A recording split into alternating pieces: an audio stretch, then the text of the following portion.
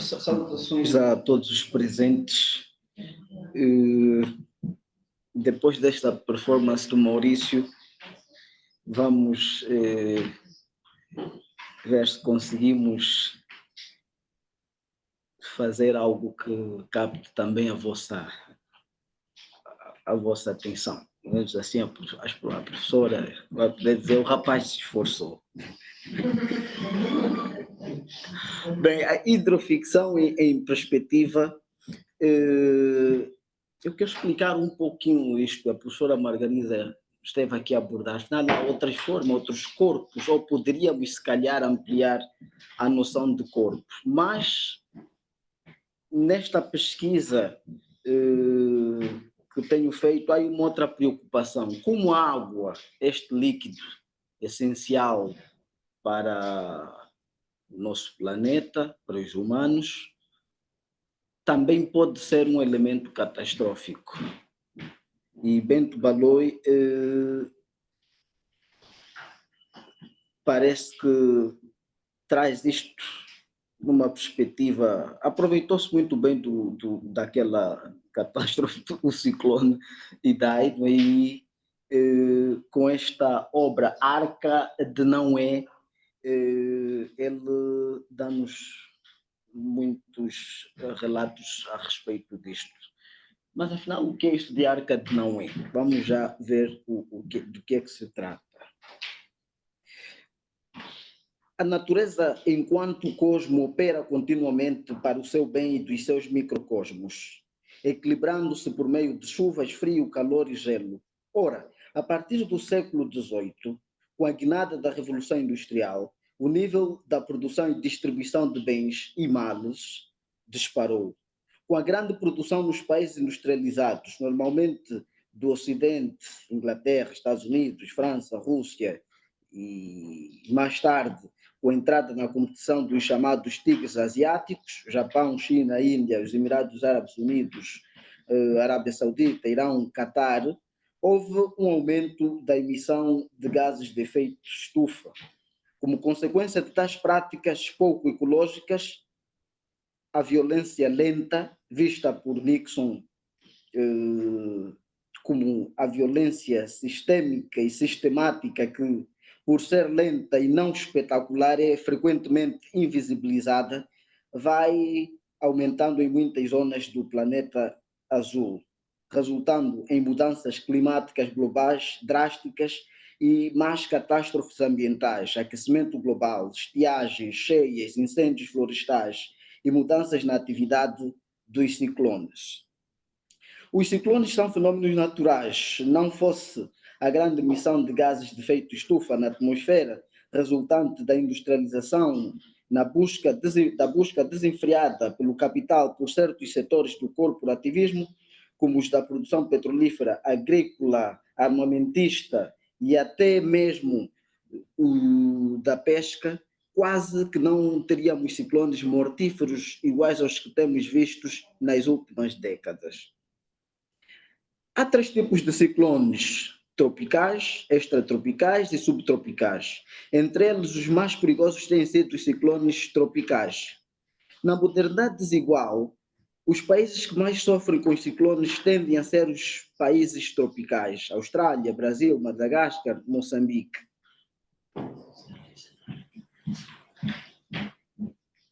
Há ali uma passagem muito interessante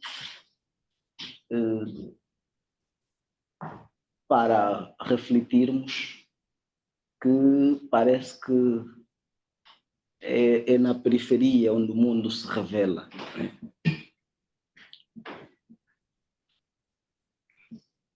Então, Shiva esclarece o seguinte: ciclones e furacões sempre ocorreram, mas como Orissa superciclone, o ciclone Nagares, ciclone Ayala, furacão Katrina e o espetáculo do furacão Sandy não se via.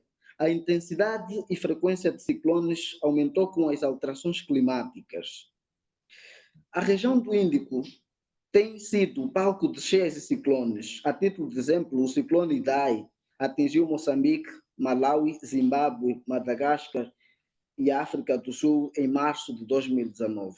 sendo até hoje o pior ciclone que ocorreu em Moçambique, causando mortes e perdas de raros bens das populações da cidade da Beira e de outras localidades circunvizinhas. No prefácio à coletânea Idai, Marcas em Verso e Prosa, Lopes apresenta uma paisagem do que aconteceu nos seguintes termos.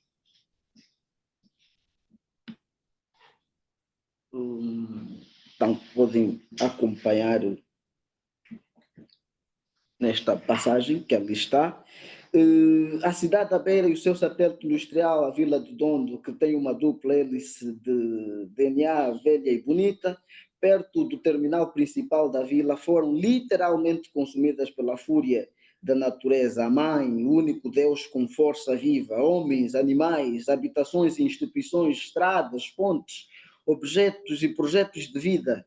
O ciclone Idai engoliu-os com a sua fome. É como se tivesse passado por lá uma bomba nuclear de moderna tecnologia. Hoje ficou a dor e o espectro da pobreza. Não há comida, não há água, não há eletricidade, não há comunicação. Há o desespero e a angústia. Por seu turno, Bento Baloi, na nota de abertura da sua narrativa da passagem do ciclone em Sofala, Arca de Noé, relata isto que ali está. Portanto, cheguei a Sofala, alguns dias depois da catástrofe, encontrei um povo de joelhos, cheio de hematomas, mas resistindo a afogar-se nas próprias lágrimas. Gente de fibra que acabava de tomar um duro golpe nos rins, mas que teimava em esboçar um olhar de esperança de Chungumoio em Chungumoio. Sofala atraiu as atenções do planeta. Foi o epicentro de uma devastação que penetrou o país adentro, com inundações que transformaram povoações, aldeias e vilas num mar de desolações. Um duro teste à nossa capacidade de resistência. Falo em capacidade física e emocional. Chungumoyo quer dizer mercado, um mercado informal. Entretanto, a água, líquido precioso que serve para matar a sede dos homens e dos animais e manter a agricultura em dia, pelos ciclones e cheias, tem ceifado vidas e tem sido também uma arma destruidora de bens, alimentos, móveis e imóveis das populações. Face a pouca preocupações dos decisores das grandes questões necessárias para um desenvolvimento combinado e igual entre ricos e pobres e a natureza e as autoridades, cada vez mais estudiosos, aliás, estamos aqui a fazer este exercício, mas também escritores, poetas e romancistas vão denunciando tais catástrofes ambientais nas suas obras. Ora, no ensaio Slow Violence and the Environmentalism of Poor, a professora Helena esteve de manhã, abriu os trabalhos com uma referência deste trabalho, surge uma questão muito interessante. Portanto, a questão que Nixon coloca é a seguinte: numa época em que a mídia venera o espetacular, em que a política pública é moldada primordialmente ao redor das necessidades tidas como imediatas, uma questão central é estratégica e representacional.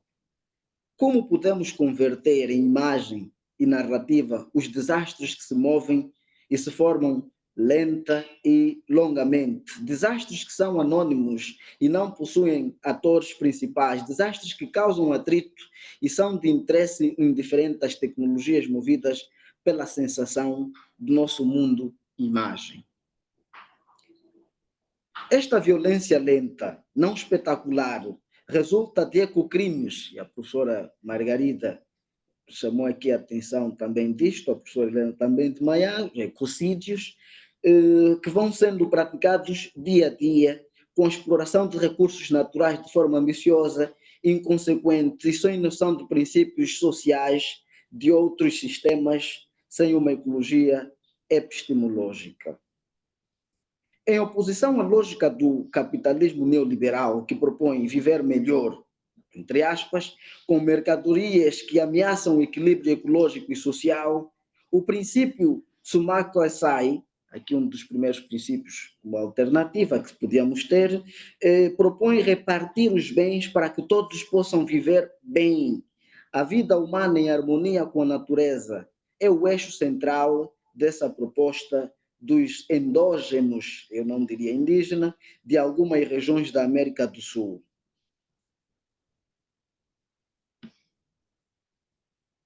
O Plano Nacional para o Bem Viver do Equador resume bem a proposta do paradigma do Sumako Asai.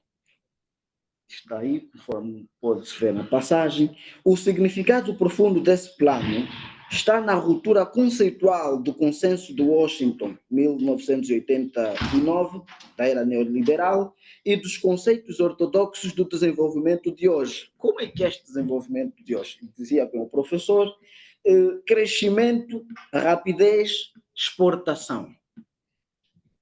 O paradigma do bem viver representa a busca em longo prazo de um novo pacto social que é construído continuamente. Tanto, dizia também o professor, será que teríamos que, se calhar, afrouxar um pouco a rapidez ou este conceito de desenvolvimento que nós vamos levando até aqui. E como dizia, há um livro que eu estou a ler ultimamente, que é O Homem Sem Sentido. E há lá uma ideia muito interessante. Há uma ideia que não faz progresso, a ideia do progresso. Houvesse uma maximização do princípio Ubuntu, tanto trago aqui um outro segundo princípio que se calhar podíamos usar nessa perspectiva de um desenvolvimento mais equilibrado com a natureza. Outro princípio do Sumako Asai, os aceleradores do desenvolvimento capitalista saberiam mais sobre a necessidade da aplicação da sustentabilidade na exploração e uso de recursos da natureza. Não pensariam apenas na sustentabilidade como uma obrigação do direito positivo da natureza que, quando não cumprido, resulta em aplicação de multas relativamente pesadas pelos governos. Tanto o que se nota, estes crimes, por exemplo, quando uma petrolífera, quando acontece o tal derrame, aplica-se uma multa e depois parece que tudo acaba. Quando nestes conceitos que aqui apresentamos, estes princípios, tem que, há épocas próprias, conforme estávamos a discutir de manhã, de produção, vamos explorar isto, esta fase não é para explorar isto, vamos explorar uma outra coisa, portanto, era bom se calhar se tivesse também aqui estes conceitos do direito constitucionário e não simplesmente aquilo que nós chamamos o direito positivo, entre aspas. Eu queria trazer aqui, do ponto de vista da questão que fez a Patrícia de manhã, algo que está no manifesto do ANC, que é o partido South African Native National Congress. O que é que eles dizem? O africano quer o universo como um todo orgânico que tende à harmonia e no qual as partes individuais existem somente como aspectos da unidade universal. Portanto, isto está nós já abordamos isto, não é? Que precisamos ver, mas isso está no manifesto do ANC e é o que diz, na verdade, também Damrosch, quando ele, na sua terceira tese sobre a literatura mundial, a sua terceira tese diz o seguinte, tanto esta forma de ver as coisas é um modo de leitura, uma forma de envolvimento com mundos além do nosso próprio lugar e tempo. Ora, vamos entrar então para aqui a parte, sim, já vou acelerar um pouco. Bento Baloi aproveita a passagem do ciclone e no campo do que chamamos hidroficção, narrativas nas quais a presença d'água é muito forte, sendo ela também uma espécie de personagem, tece histórias que se cruzam com histórias causadas pelo ciclone Idai aos outros sujeitos da razão. No campo da literatura mundial, que é a literatura do mundo capitalista, patriarcal e colonialista, a ecocrítica opera como uma das raízes a partir da qual podemos comparar os esquemas sociais do mundo, aquilo a que Wallerstein chamou então de world systems.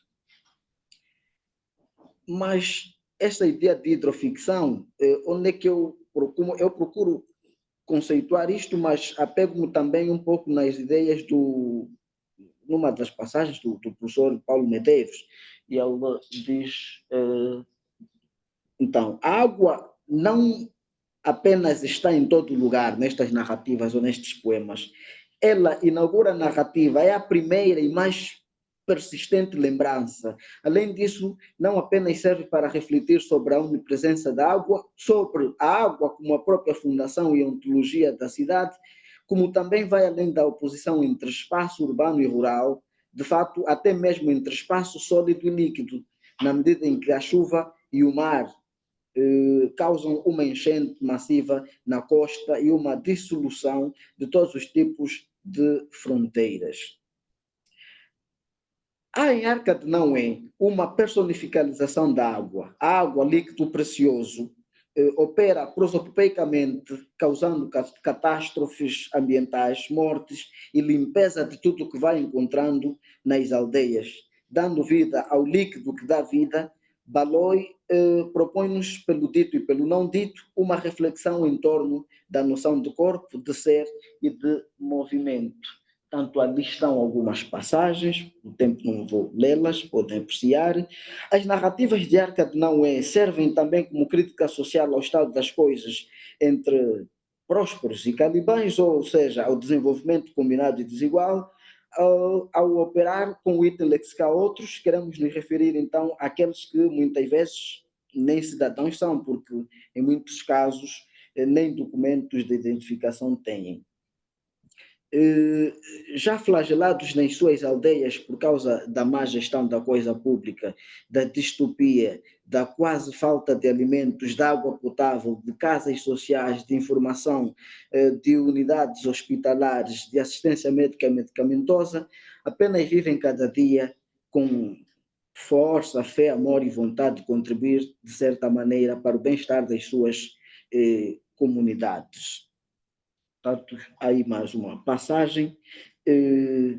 Ainda em Arca de Noé uma preocupação para com a desigualdade no acesso aos retrovirais nos países do sul global, onde regiões como as da África do Sul, Índia e Moçambique possuem os maiores números de cidadãos com SIDA, como dizem Mais e Shiva no livro Ecofeminismo.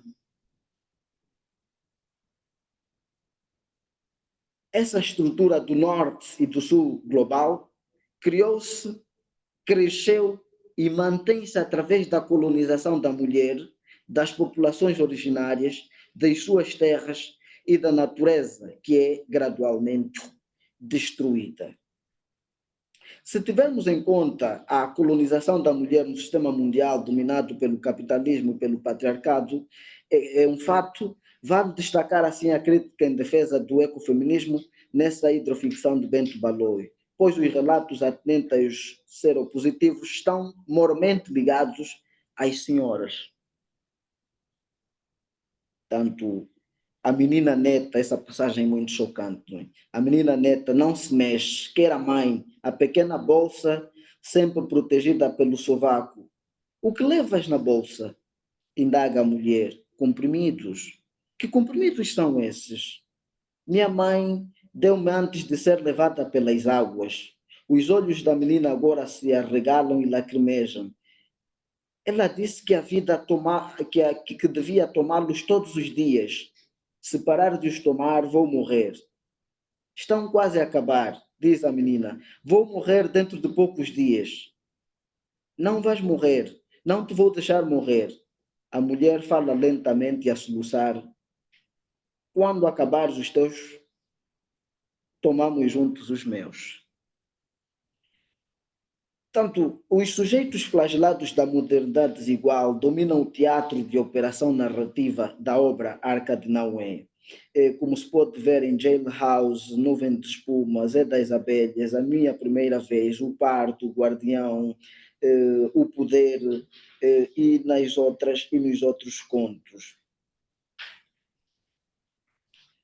Então, deixo mais uma passagem só sobre a questão do poder para se ver como é que isto aparece nesta passagem. Era no anterior. Mas vocês estão na cadeia. Pois, exatamente. Então, para vermos como é que aqueles que oprimem, não é? Aqueles que criam os dispositivos, como diria o Agamben, ou Foucault antes, em situação de catástrofe, o que seria o poder? Tanto ali esta passagem nos mostra uma espécie de rendição total. Os contos encerram catástrofes ambientais, tragédias, acontecimentos de amor, de esperança, de bravura e de desespero.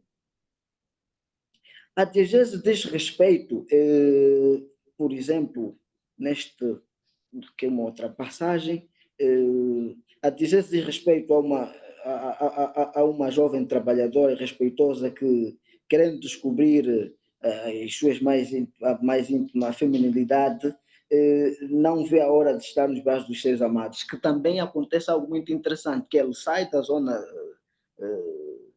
da sua zona de habitação, não é? Tanto e vai para uma cidade, depois regressa, tanto interessante para compreendermos a questão também das movimentações, às vezes que são forçadas devido às desigualdades. Tanto correndo um pouquinho com o tempo, num mundo cada vez menos verde, no qual há aqui uma passagem interessante sobre a questão, não sei,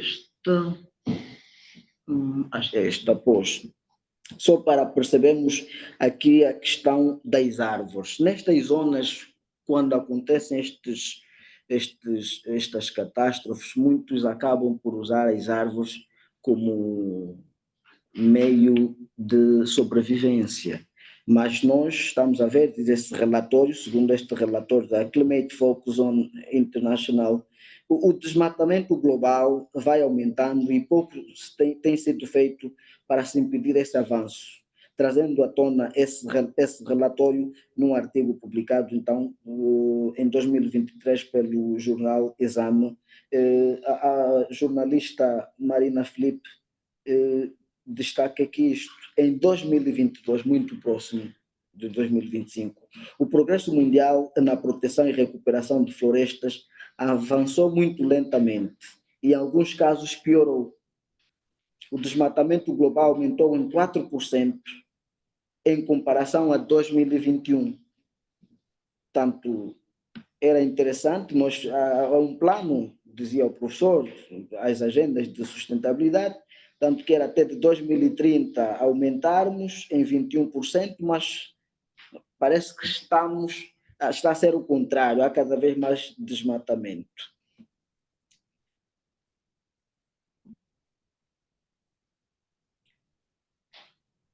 Tu tem aí um conjunto de passagens a mostrar como é que as pessoas acabam por usar as árvores como meio para a salvação, caso quando há ciclones.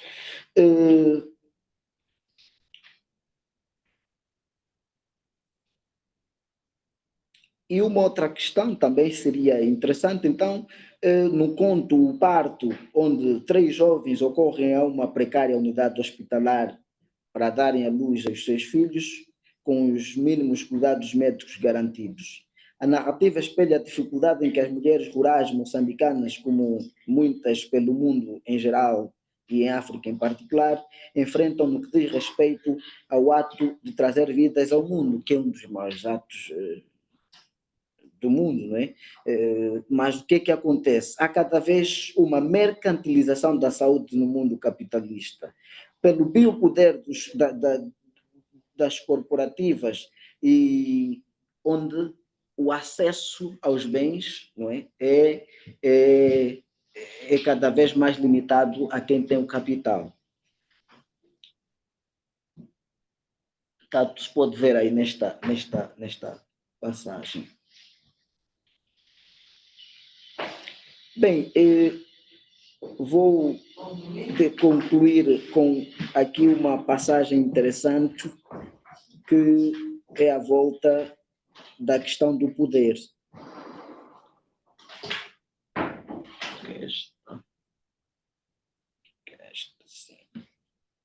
Portanto, fica patente na obra a ideia segundo a qual o exercício de viver dos homens e dos outros seres é um direito inalienável, que está em risco e que só a solidariedade entre os humanos e um desenvolvimento baseado na relação ambiente-homem e homem-ambiente, não, às vezes nós fazemos o contrário, seria capaz de nos proporcionar dias melhores, ou pelo menos menos trágicos. E termino com esta passagem. Então, o chefe do posto está aqui conosco, também em pânico, também ofegante, trêmulo, segurando a minha mão. O seu futuro é tão incerto quanto o meu. Novas questões emergem do meu pensar. Afinal de contas, o que será o poder? São as pessoas, os edifícios, os carros ou as construções que erguemos na nossa consciência? Seja qual for a resposta, o ponto é que pela primeira vez sinto que o poder não é mais que uma abstração. O temido chefe do posto aqui choraminga comigo, aqui apanha chuva comigo, aqui sofre com o vento comigo, aqui passa fome comigo. Estamos todos aqui apinhados, homens, vivendo a mesma agonia e todos decalcando na calçada do desespero um amanhã sem horizonte à vista. Pior ainda, estamos todos por cima do edifício da sede do posto administrativo, o edifício do poder, esfomeados, frágeis, esfarrapados, mas por cima do poder. Portanto, termino por aqui. Obrigado.